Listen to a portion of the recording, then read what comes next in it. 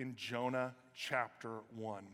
Jonah is a prophet of God who has a word from God. His job, he's the preacher of his day, and he is told to go by God to preach to the Ninevites, which are 500 miles to the northeast.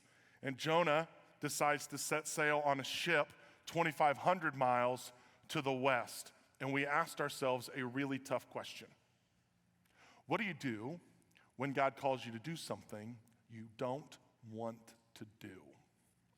All of us have things that God has called us to do that we don't want to do.